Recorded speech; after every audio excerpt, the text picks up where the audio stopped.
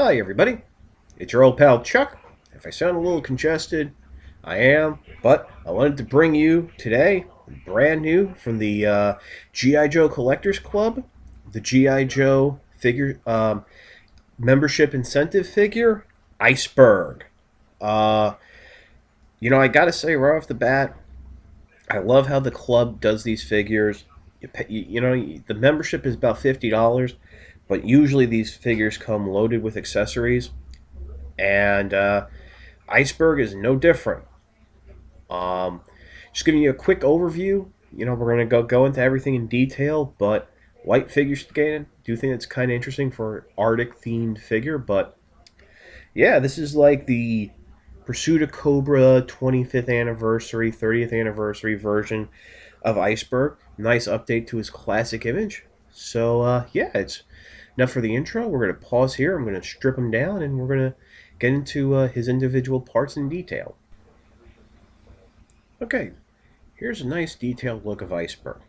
From what I understand, a lot of his parts come from a canceled Rise of Cobra or Pursuit of Cobra Arctic Duke.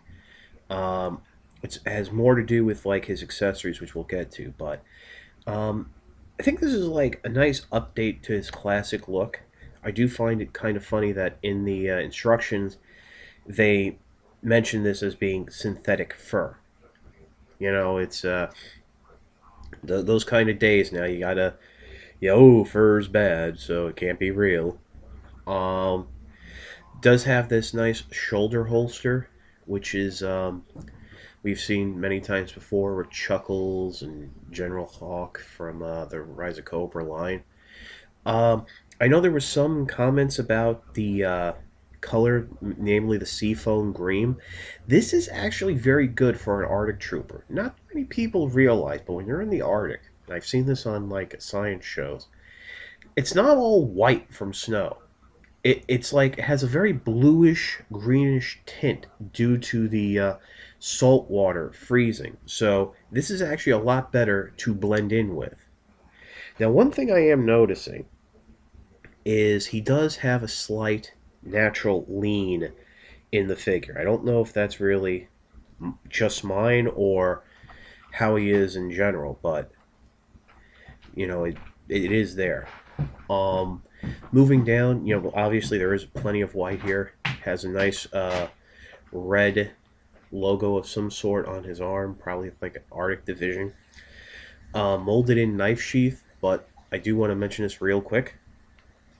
The knife does slip out very easily. It's not very tight in there. I think they could have used a different knife, but coming around the back, he does have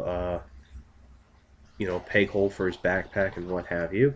Moving down, nothing really major in terms of detail on the back or on the front. Just a lot of the coloring went into the chest. Now for articulation, head is on a ball joint, even though forward and back movement is hindered by this collar, which is a separate piece, which means if you pop the head off, I'm sure you can remove it. The arms ball and socket, so they have the full rotation. Bend at the elbow, rotate at the elbow. The right hand features up and down wrist articulation, as well as rotation on the pin. Came off the stand here. I am using the stand just to keep them somewhat steady. As you can see, you can move that collar out to move the arm. On the left hand, he has a in and out wrist articulation. Does have a chest joint.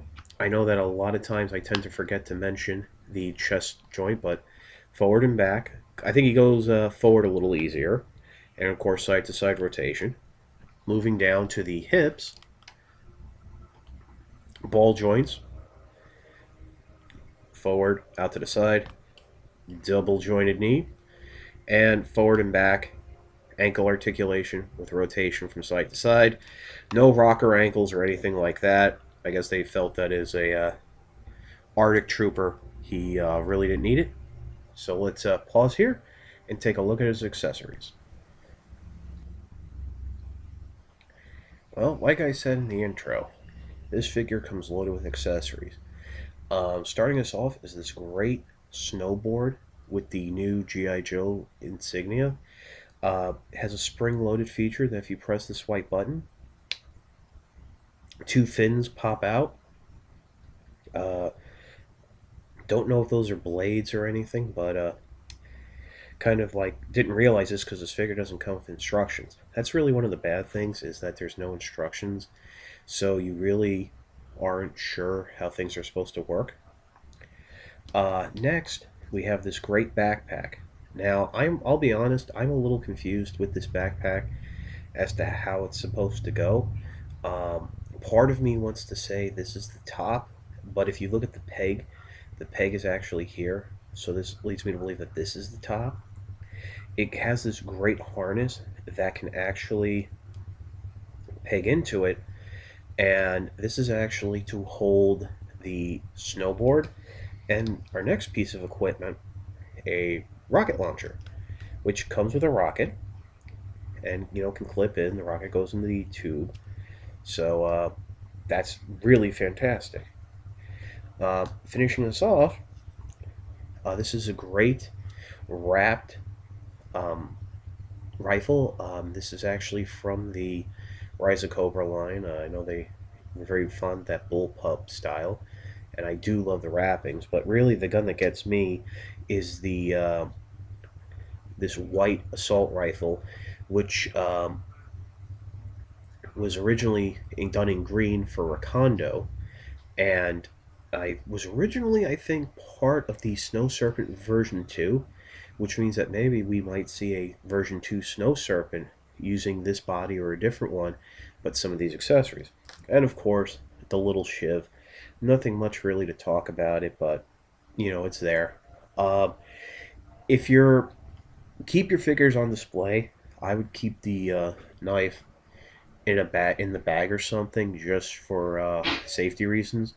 Although I didn't show it, the figure also comes with a file card.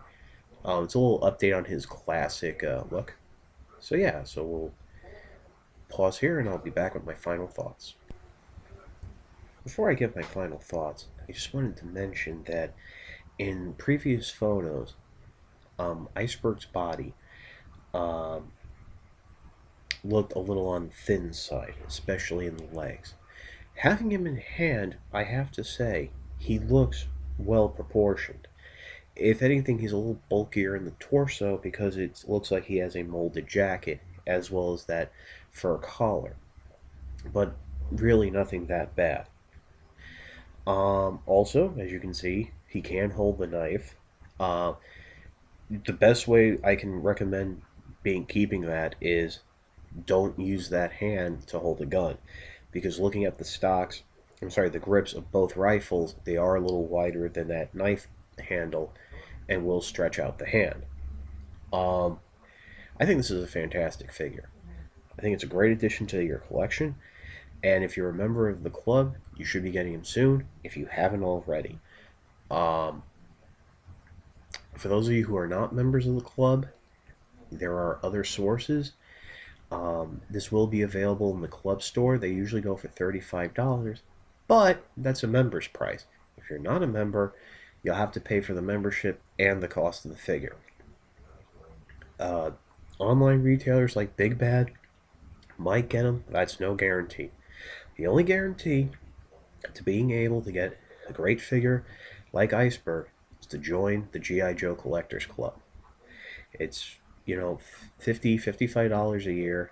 You get the newsletter, um, discounts on club figures and other action figures. They do sell some of the mainline retail stuff. Plus, you're able to pick up extras of exclusives like this and Footloose and other figures from previous years. Sounds like a good deal to me. So this is your old pal Chuck for Iceberg. We'll see you next time.